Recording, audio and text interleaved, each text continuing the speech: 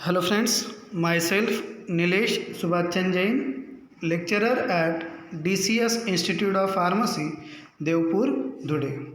In this lecture, we will cover the recording of transaction in that three columnar cash book.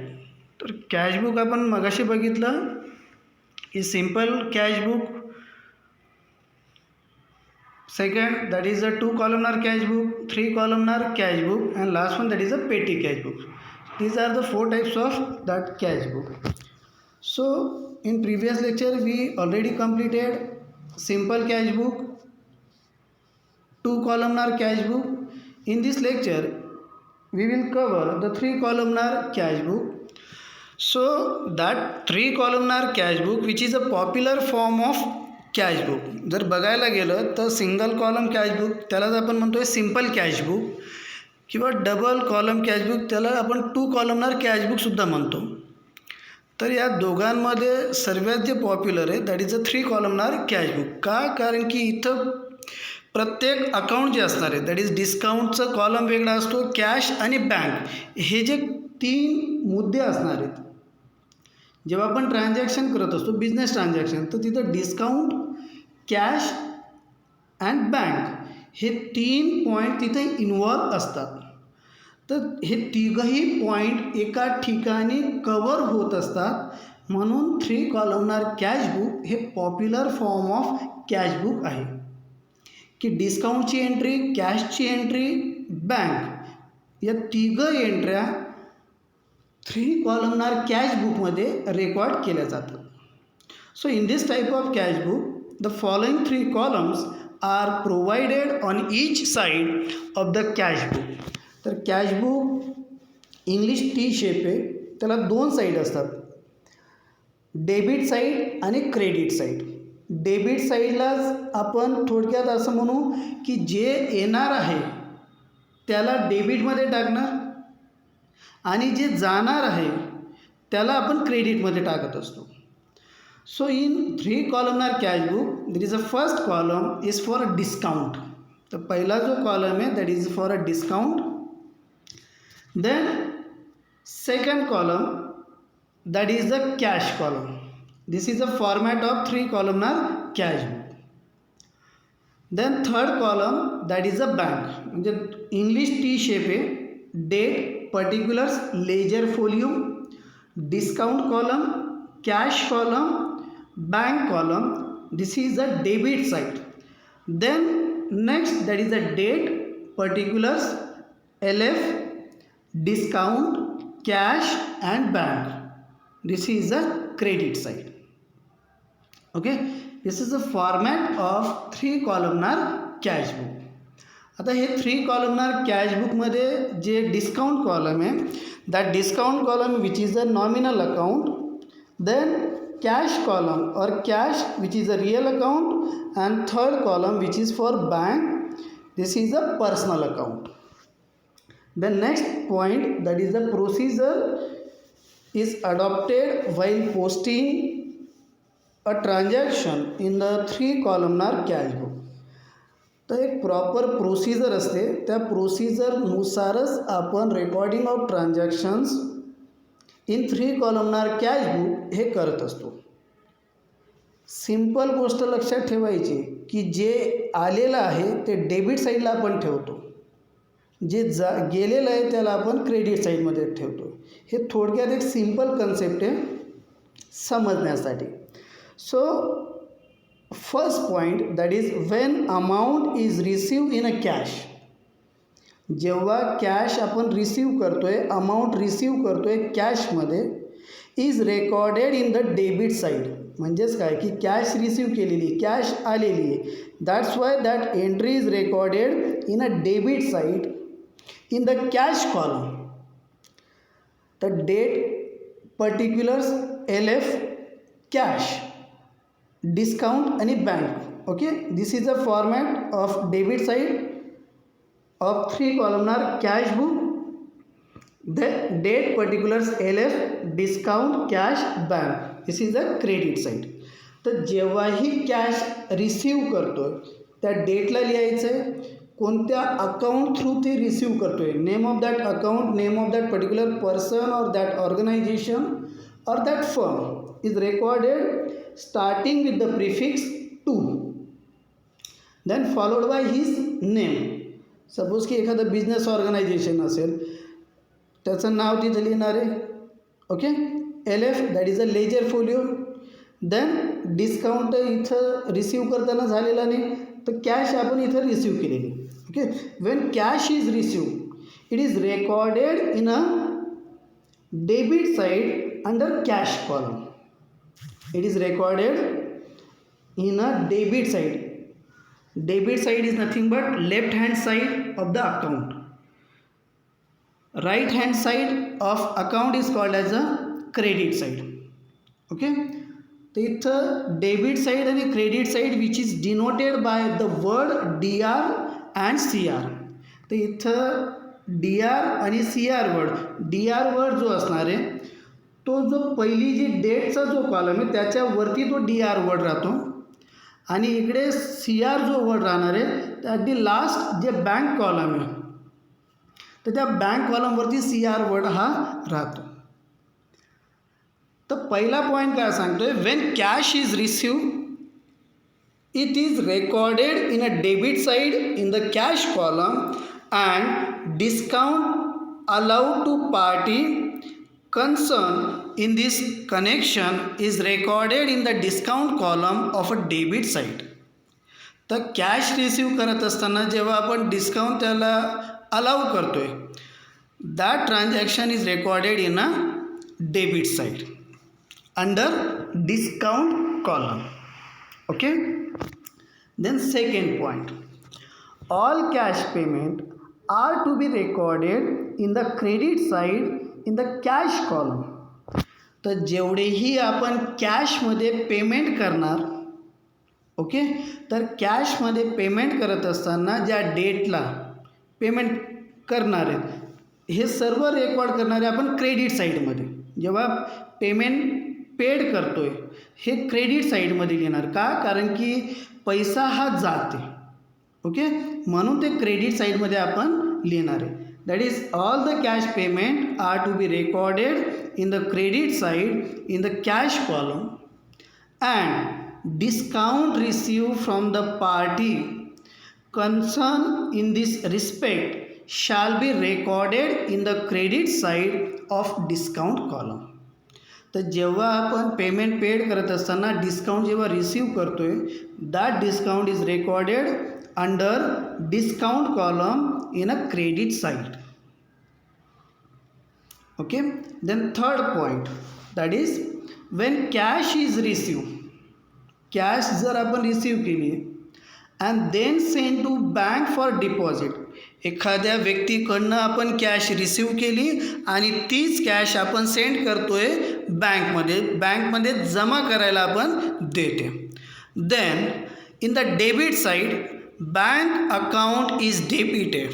तर काय होणार आहे, debit साईडमध्ये जो बँक अकाउंट असणार आहे that bank account get debited. का? कारण की बँक अकाउंटमध्ये पैसा येतो आहे, म्हणून ते डेबिट साईडच्या बँक अकाउंट किंवा बँक अकाउंटमध्ये ते पैसे येते, म्हणून बँक कॉलममध्ये ते एंट्री रेकॉर्ड केली जाणार आहे. Then cash account is credited in a credit side.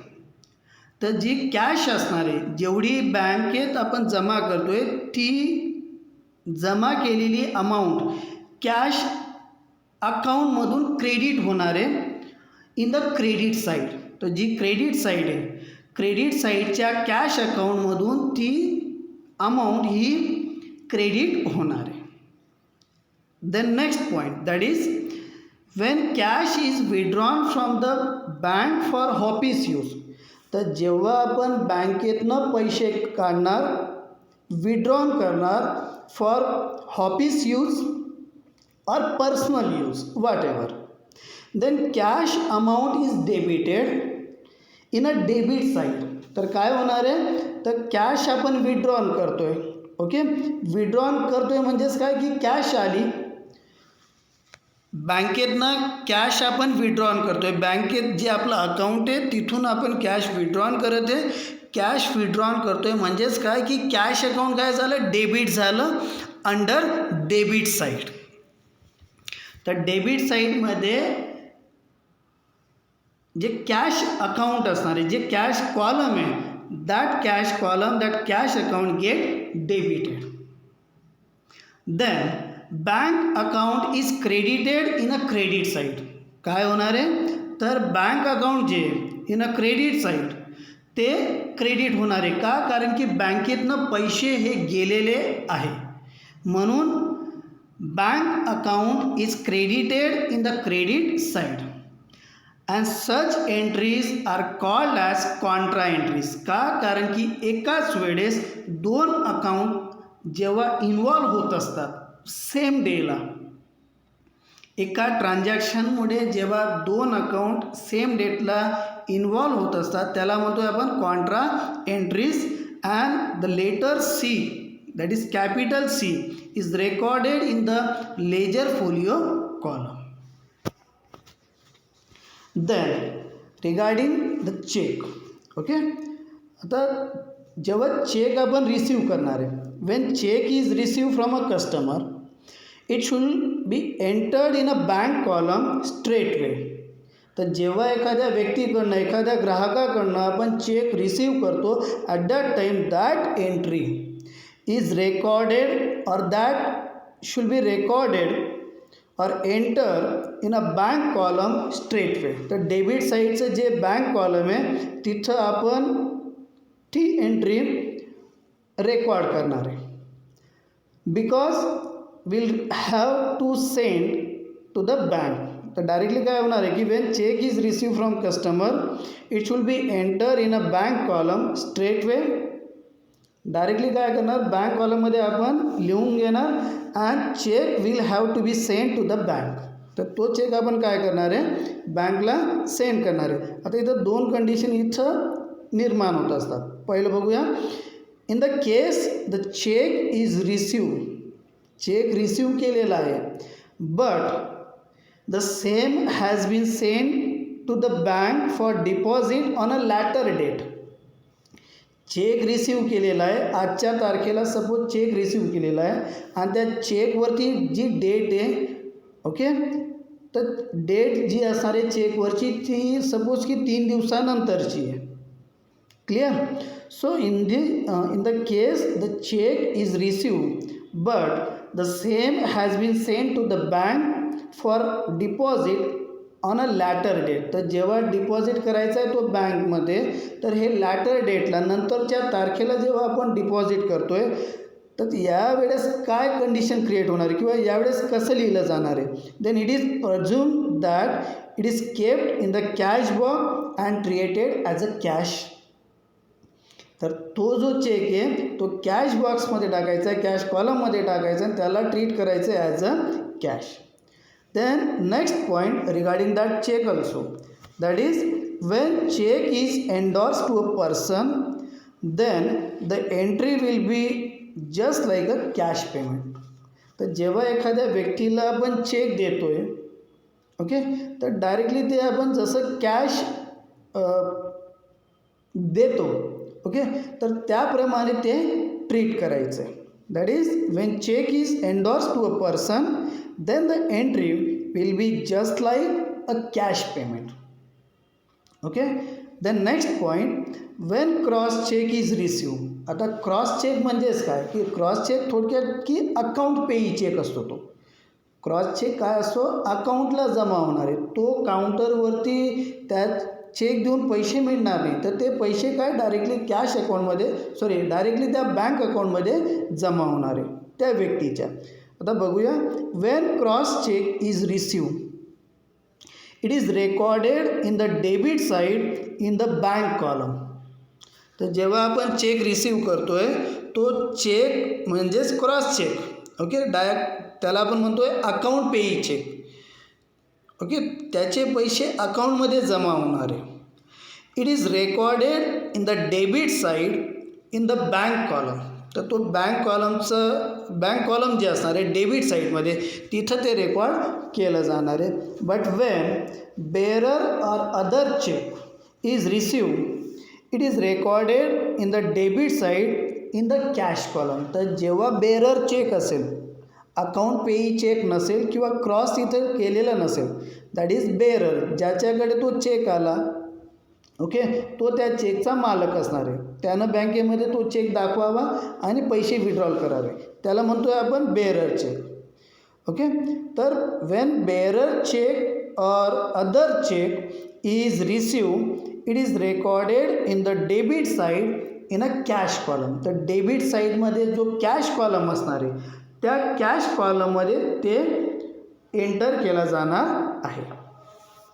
Then last point, when bank charges any commission or collection charges for service rendered with a due intimation, the customer should enter this item in the credit side of cash column. तर काय होणार आहे की जेव्हा एखाद्या वेळेस काही charges, काही कमिशन और collection charges for service which is rendered with the due intimation, then the customer should enter this item in a credit side of cash column.